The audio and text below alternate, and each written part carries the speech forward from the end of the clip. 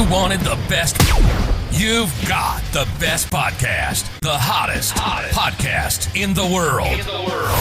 The Chris Voss Show, the preeminent podcast with guests so smart you may experience serious brain bleed. The CEOs, authors, thought leaders, visionaries, and motivators.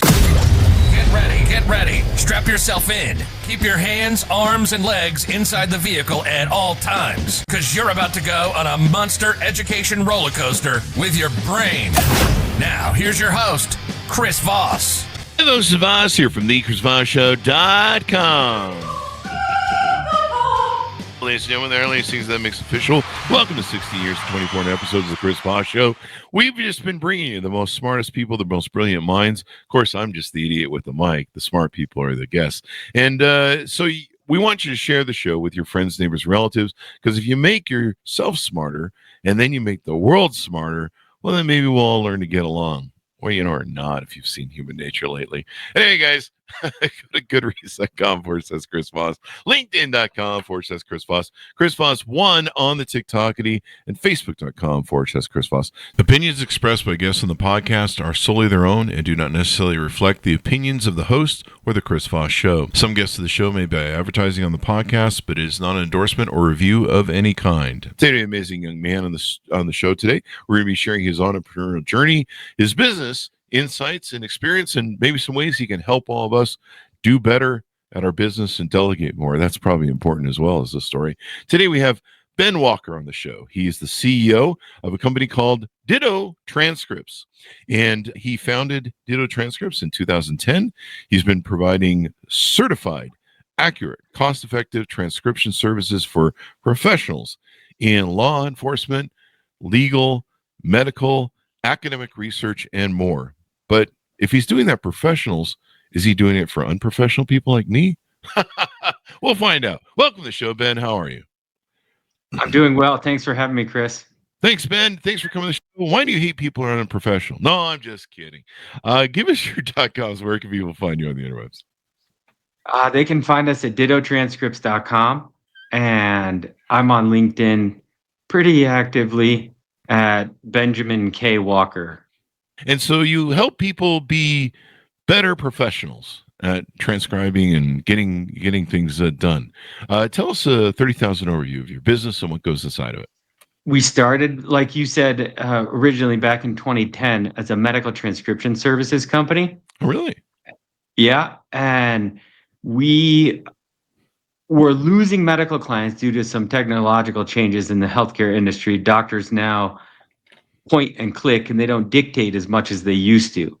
Mm-hmm. So we were, like I said, losing clients. And at the same time, we were getting random phone calls from law enforcement agencies and a few law firms locally here in Denver asking us to help them transcribe. And we would turn them away because we didn't have people that could transcribe multi-person audio. Doctors dictate single-person narratives when they used to dictate. Those attorneys are always using that Latin and stuff. I'm just kidding. Yes, they do. And then imagine like some of the attorneys we work with in patent law, and they're using words and phrases, scientific words and phrases that sound made up, like the inside of a cell phone, the metals that are in there. They sound fake. Yeah. Superfragilistic stuff like that. Yes. Yeah. And they expect us to spell that correctly. Like, hey, how can you get superfragilistic correct? You got the S wrong in there. Yeah. Yeah, that happens. But I mean, so do humans, right? Yes. And so you've really expanded this business to where it features now a lot of industries: medical transcription, legal transcription, law enforcement transcription, business transcription, academic transcription, general transcription. But have you been able to describe anything Ozzy Osbourne says when he speaks? You'd be surprised by how good our people are, because that's really good software right there, or whatever, people that do that. Well, go ahead. We actually use people. We don't really? use AI. Okay. All right. Yes. Well, that probably works better because we use an AI system to do the show notes, And man, if you have a irregular name that isn't Bob Smith, man, that thing will muck up the name like in some of the other data like crazy. It's still not as good as humans. And the clientele that we work with, they require 99% or more accuracy because the data they're pulling from these transcripts is extremely valuable, either in the law enforcement, the legal, and think, like you said, academic research. They can't have bad data because then their research is bad and their conclusions are bad, and then they'll get in trouble. So that's why they come to us, because they know the transcripts will be perfect. There's an important accuracy. So how did you launch this business? What got you into this? And was this your first company you started?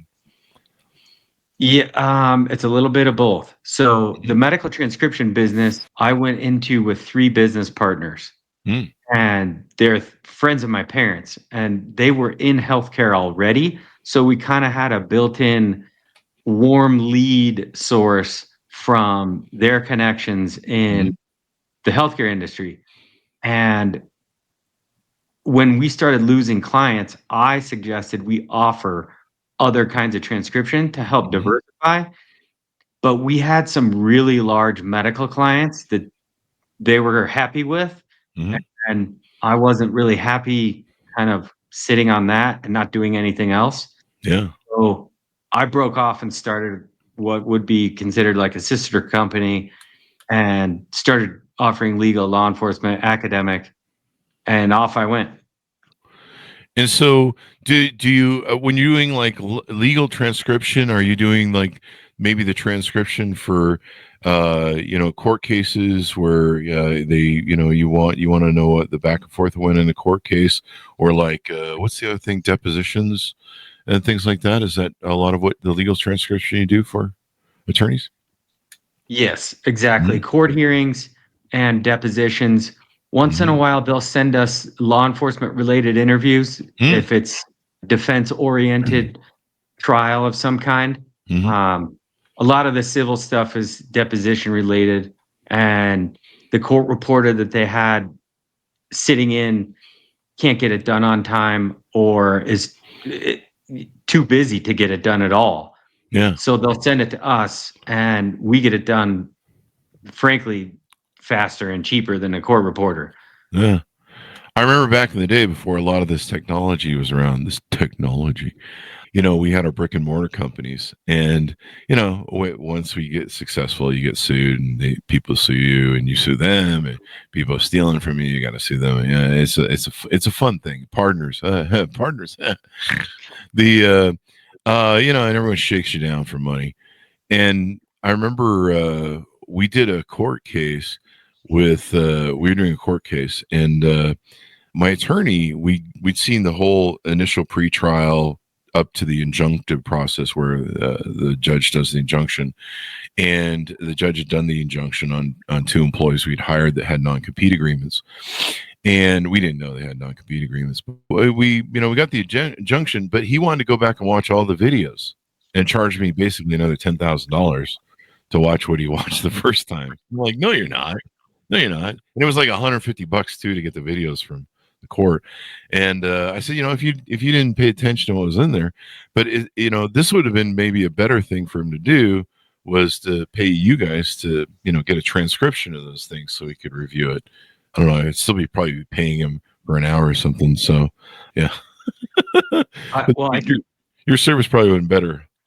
I can tell you a fun fact in regard to that you can read 4 times faster than you can watch a video. So if it's an hour video, you can read the transcript in 15 minutes. Oh, wow. Yeah. Yeah. Well, next time I get an attorney who pulls that, I'll pull that on them. So what makes your service different? And then separate us from, talk about the people that maybe are competing with you that use people like yourself, and what makes you guys better than there's a lot of this new AI transcription services coming online. What makes you guys better, and what's your lane that you guys really innovate on? Well, what makes us better is our accuracy when compared to, say, an AI version of the transcript, because we've done testing on it, and it's between 50 and 60% accurate. And I know people say that's low and that I'm being overly, obnoxious about that. It's not, though, when you consider the formatting involved. So a lot of courthouses or law enforcement agencies have special requirements on formatting, like Mhm. names being indented, there being space around on the header and footer and on the sides, and 1.5 spaces between speakers, things like that. The AI will not get right. And we're 99% accurate, like I mentioned earlier. We also certify the transcript, so our transcriptionists literally sign their name and date it when they Wow. transcribed it. And they can be called to testify if there's an issue with something that's transcribed Oh, wow. in the transcripts. They can say, I transcribed this. This is what I heard, and go on the stand. Wow. All right. Note to self: never get pulled over by a police department that uses your guys' transcription service, because I'll be like on there being like, I didn't do it. I didn't do it, eh? And they'll be like, no, he said he didn't do it, but he did it. A few other things that differentiated us is that we're US based, and all of our Oh. transcriptionists have to pass a criminal background check conducted by the Colorado Bureau of Investigation. Oh, So we that's all a get really important fingerprinted. point. Yeah, and many of our competitors don't come close to that for Hmm. security. Well, you guys have a lot of security issues, because imagine a court case, of course, may be, it may be sealed, and there may be certain aspects of it that can't be released to the public without the judge's approval. There's the HEPA law. Is it the HEPA laws, I think, in medical, right? Yeah, So you've got to HIPAA. protect HIPAA. Yeah. I'm not hip on the HEPA, or HEPA on the HIPAA. So that has to be protected, clients' data, clients' information and stuff. No one wants to find out that you've got, I don't know, I don't have a joke for it. Anyway, so you service all these businesses. What's kind of interesting to me is you kind of did something that I actually went through with a business partner very early on. One of our first successful companies, we started it. My business partner had an in with a medical testing lab, and he worked there, and he's like, the courier company that we're using, it sucks. They smoke, and so when they come in, they smell like an ashtray. It's just, people just hate utilizing them. They're bad attitudes, bad service. They don't care, and they were the biggest in the town. And so I said, well, let's compete with them if you think that your company will give us a contract. And so we went into that narrow medical field. And one of the problems it was a lot of work, and you had to be on 24 hours a day, because you're picking up, emergency stuff from the hospital, taking it to the lab because they got a guy on the table bleeding out. They're trying to figure out what's wrong. And so, well, it was kind of cool. It was a great way to get that foundation started, the business. I said, we need to try and find other more profit centers. You can't, if you rely on one. You mentioned your partners at the other company were saying, hey, we have these big clients. One of the problems is, if you have, I call it the 80-20 rule. If you have 20% of your clients, which bring in 80% of your business, if you don't have enough clients or enough new developing clients to replace them, when those people leave, your company can come to an end. And a lot of times, we've had people that on the show that are business brokers that buy and sell businesses, and they're like, yeah, when you see a balance sheet where they have one big client, or just a couple big clients, and the rest are just tiny clients, and there's nothing really new going on, you realize that if we buy this company and those one or two clients leave, or one of them leaves, the company's broke, right? And so I think it was good that you diversified. And what's funny is, I had the same kind of conversation. I talked with my partner, and I go, I'm going to send out this mailer, I'm that old, to advertise our new company, and I'm going to hit 5 different targets of what we know in the courier business are the industries that we target. And he goes, this will never work. It's not going to be whatever. Well, sure enough, we discovered that mortgage companies would pay a premium. We didn't have to work 24 hours a day and be on a 1-hour call, and we could work like a normal sort of shift process. And it was far more profitable. And so you did a really smart thing there, diversifying to other industries, making sure that you've got plenty of exposure to a lot of different segments. So very smart move on your part. And it looks like it has been, since you've been running it since 2010. That's 14 years. Good job. Thank you. And, like we talked about earlier before the show actually started, I don't have a resume. So I didn't have a lot of options. It was either find new clients in different industries or make a resume and go get a job and work for somebody else. Now, And how old were you when you started all this then? Were you fairly young? Was this your first company you started? Ditto Transcripts is the first company I started by myself in my early 30s. Wow, good for you. Yeah, I come from an entrepreneurial family. My parents have started probably 25 companies. Really? So it was kind of normal. That was normal conversation. And yeah, that's who we were around when we were kids, were other business owners. Mm-hmm. So you picked up the DNA, and that really helps. I wish more parents would give that optionality to children. And I didn't even know what an entrepreneur was when I started my first company. I was like, no one talked about it back then. No one was like, yeah, be an entrepreneur. Right? No one was saying that to you. And my parents were like, go get a job, shut up, get out of the house. You're 18. And so having that sort of blueprint experience that you had, where you kind of grow up in that world, my hardest part was when I started my companies is no one understood me. No one understood what I was trying to do. And you're doing a business over there. What the hell kind of thing you got going on over there?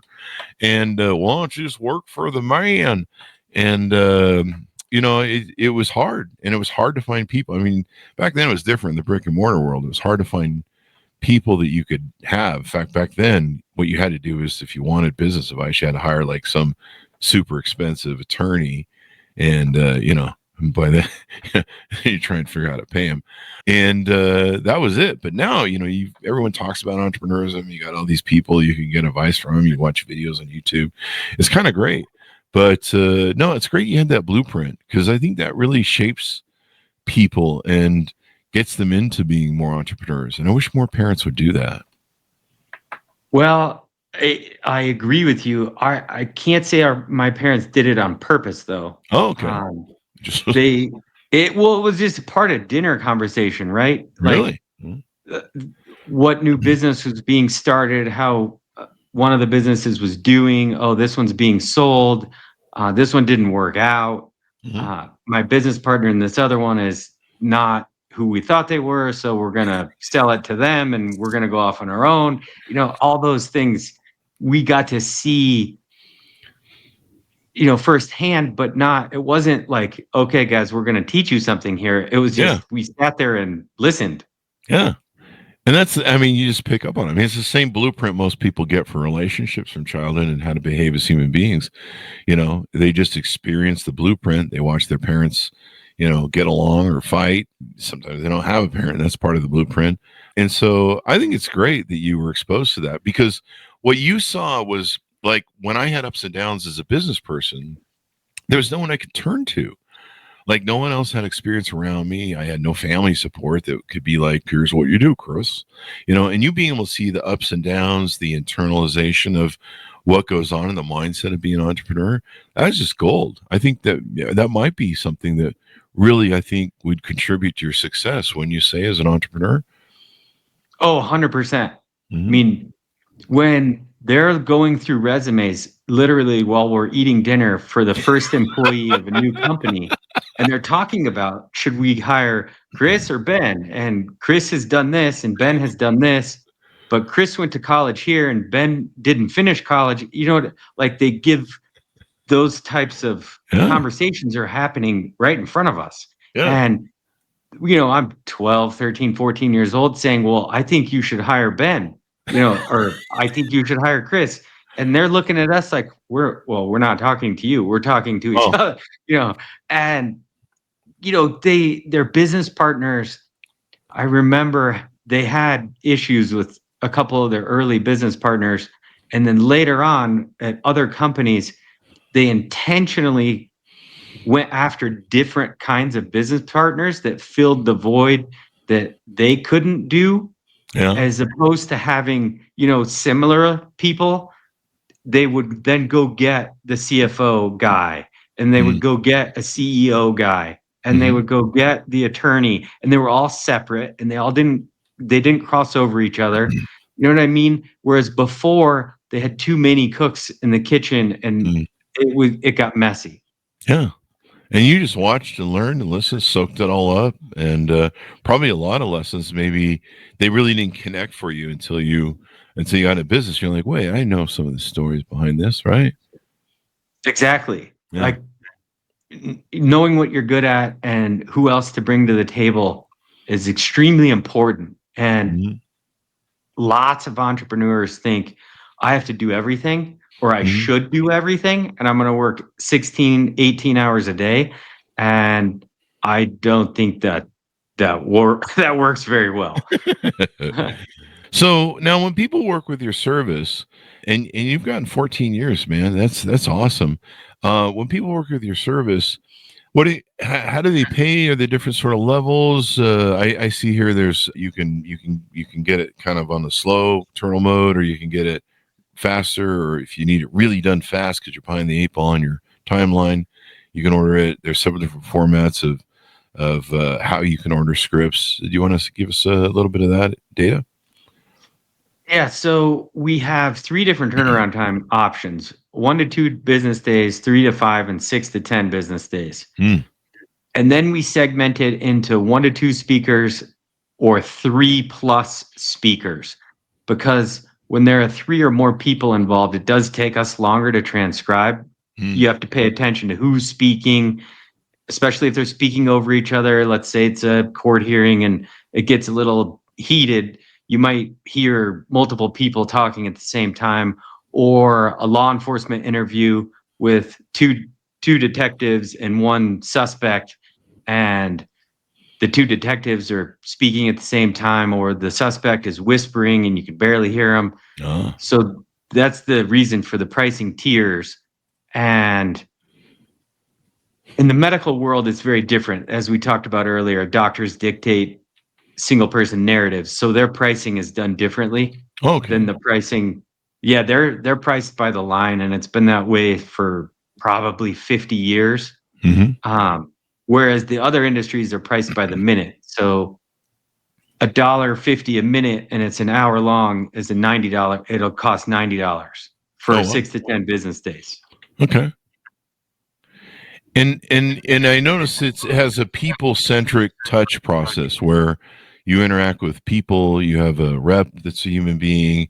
A lot of these AI systems, I don't think if you can get a hold of anybody, and then if you do, I think it's like one of those Zendesk things where you got to wait 3 to 5 days for an answer. But you guys have that people-person touch sort of aspect in customer service. Oh, yes. We answer every single phone call Monday through Friday between 8 and 5, and we return every email the same day. Wow. What sort of satanic stuff is this? No, I'm just kidding. Who hurt you on the waiting 3 to 5 days Zendesk doll? No, I love that. Yeah. I'm a big believer in customer service and customer centric, and there's nothing more frustrating when you have these companies, these technological behemoths that you can't even communicate with them when there's problems, and it just communicates like we don't give a fuck. Like my biggest thing that I hate is when I do have a problem and I'm trying to reach someone on it, and they're like, yeah, standard procedure is 3 to 5 days, and you're just like, well, that must be nice to live in that world. Yeah, we don't because I don't like it when it happens to me, so I don't do it to other people. Like. We're in the business of getting projects in and out as quickly as we can because we don't know what's coming next. Yeah. We can't predict if there's going to be, kidnapping, rape, homicide case come in from one of our law enforcement clients that takes up, 3 people for 2 weeks. We don't know when those are going to happen. So we got to continually be moving forward and getting things in and out as quickly as possible. Yeah. Yeah, almost have to have surge pricing for that. If you jump the line, that's the faster turnaround time. We charge more. Yeah, you gotta charge more and stuff. What has been some of the most challenging aspects that maybe have made you grow, or maybe you just trying to overcome them? You're proud of overcoming them. What's been some challenging aspects of running a business over 14 years? Yeah, we do have a lot of competition that exaggerates their accuracy, especially in the AI industry. They're claiming accuracy levels that just are not true. I've seen that movie. Yeah. Like I say, we And transcript the show, and yeah, I have to proof it all because which is basically makes like, why is it my job now again? And yeah, because the inaccuracies, and it's weird, like names they'll fuck up, or names of companies, or sometimes it just goes on its own freaking, it's just making whatever it wants up, I guess. I don't know. when there's silence, it gets really confused and will fill the silence often with stuff that's not related. I do that on dates. It sounds like a great service that people can use. They can get their transcripts. If you want something professionally done, imagine, do boardrooms need transcription when they have the board meeting for big companies and stuff like that? I imagine they might. I don't know. If it is part of the professional record or the SEC filings, yes, it will be transcribed. Transcribe those investor calls. Yes. He said, how much did he say he's going to make this year? And he missed the mark. But we have it on paper. So what are some other features and benefits maybe we haven't talked about that you do for your customers? Well, the thing is that you get what you pay for. And I know that's kind of a overused cliche. But it's true. Yes. Yeah. And we charge more than, say, the AI companies or some of the marketplace companies where you upload your files and it can be done by anyone in the world, whoever grabs it first. Yeah. Yeah, we don't do that. We have specialized transcriptionists that we assign to specific clients so that they can get down all the names and say, if it's the psychology department at the University of Indiana, they're going to get used to those researchers and the terminology being used, and they'll get faster and more accurate. So we have the same people do it over and over for that reason, so that accuracy is better, timeliness is better, and our transcriptionists make more money because they can transcribe faster. And they know that, hey, one doctor, I'm not saying any of your clients do this, I'm just making a joke, folks. But, if you got that one doctor who's throwing back the bottle before he does his transcript, they're like, we can we can figure out a slurring now. I don't know. I'm sure that never happens because no one would ever do that or fly a plane and drink. So, do you do any transcription for podcasts? That's a big thing right now. I get all these sort of advertisements for that sort of stuff.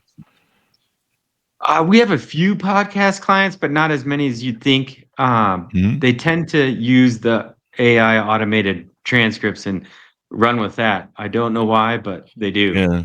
Because they're cheap bastards. Ask me how I know. You said it, not me. Well, it's whatever. Anyway, so what are some other things we haven't talked about your business that are important for people to know, or how to start or run a business that you found that has really helped you over the years?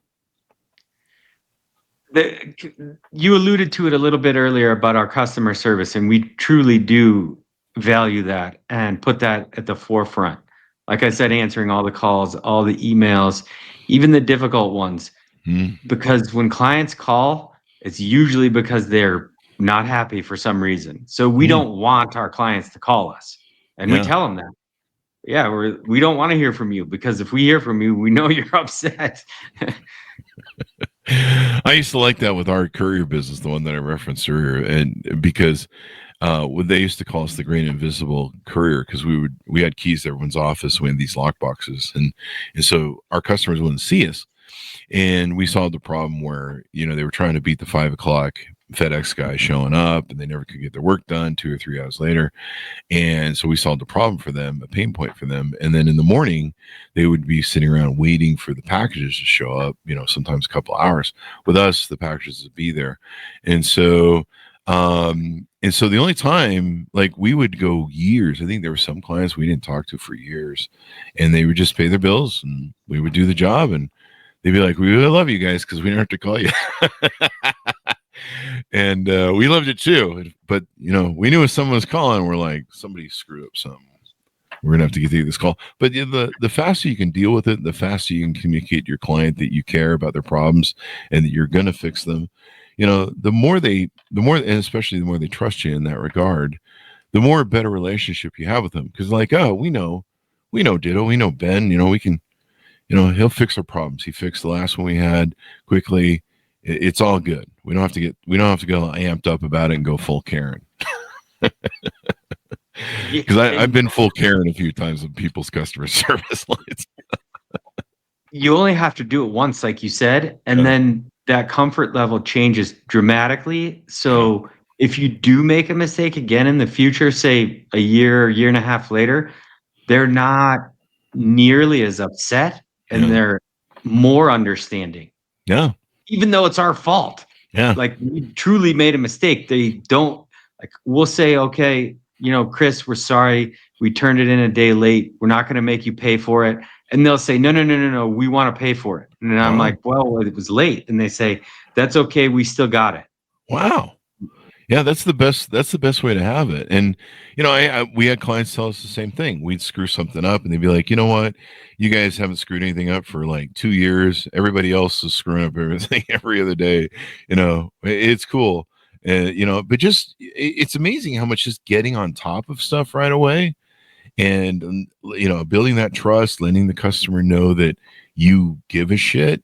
You know, I mean, all I ever hear when I call, like, we'll kick on around cable companies. All I ever hear when I call cable companies is, you know, they're like, we care about your call. Your call wait time is 2 hours. And they'll keep repeating that. We care. And you're just like, go fuck yourself. You know, you're a multi-billion-dollar company that's sending billions to investors on Wall Street. You can afford to hire 5 more people, dude, or 20 or 100. You know, yeah, I'm sitting on here just to run your stock up, I guess. I don't know. But what have you found in over 14 years of being a CEO, being a leader? What have you found are some of the things that you use or techniques or skill sets or leadership styles that you use that have really helped you, and maybe also in terms of culture at your company? That's a good question. Mm-hmm. I ask for their point of view or opinion before I give them mine. What? You listen to your employees? Yeah. This is novel. I learned a while ago I don't know everything. So I learned that the hard way too. Yeah, I ask for their opinion first before I give them mine, because I don't want to cloud their judgment. Yes. Yeah, because then they'll just be like, whatever you think, boss. And you're like, no. I really want a different opinion, right? Exactly, because we all have different perspectives on life, and we all were raised differently and went to different schools. So they might know something I don't know, or they see it from a different point of view. And I want to know that, because my point of view is very limited and I want theirs. Yeah. And I mean, you're looking for that optionality, because, you know, I learned a long time ago. I mean, I started out hitting home runs, and then all of a sudden I started whiffing balls, and I was like, wait, the miracle magic boy has lost all his good ideas. And I just learned that even though my title was CEO, I wasn't the purveyor of every great idea in the world, and that sometimes I'm wrong. And when I'm wrong, it's really expensive. And so does that build in the culture of your environment, of your work? I mean, you have to probably be in a business like yours that revolves on trust, honesty, accuracy. You know, you have to convey that yourself and exemplify that as a leader yourself, right? Oh, 100%, because I can't be involved with everything. Yeah. We're too big for me to know everything that's going on. Mm-hmm. Yeah. And they have to trust me too. So it's a two-way street. No. Yeah. And, these are some of the big things people have to think about, how they do leadership, how they can run organizations and the culture. And building culture is a big part of it. So as we round out the show, give people a final pitch out to utilize your services, how they can reach out to you guys to get to know more or follow up for more information. Do you do I know some people do like a test period, a trial period. I don't know if you do any of that. Give us that final pitch out if you would. Yeah, we do a free trial or 25% off your first order. Mm-hmm. And we get like I said earlier, we can be found at Ditto Transcripts.com. And I am on LinkedIn every day at Benjamin K. Walker. Or if you look up Ben Walker Ditto Transcripts, you'll find me. We work with, like you mentioned earlier, a lot of different industries. We've worked with authors. We've worked with museums. We've worked with research departments at universities, independent research facilities that do all kinds of research, scientific, political. I'm trying to think of something unique we've gotten recently. Handwritten journals from the late 1800s, Oh, wow. World War II letters, Really? World War I letters. Wow. Man, you name it, we've done it. And some of it is highly confidential. Mm-hmm. Others are from museum collections at the Smithsonian or like the Leo Baeck Institute, New York. Wow. That is great, man.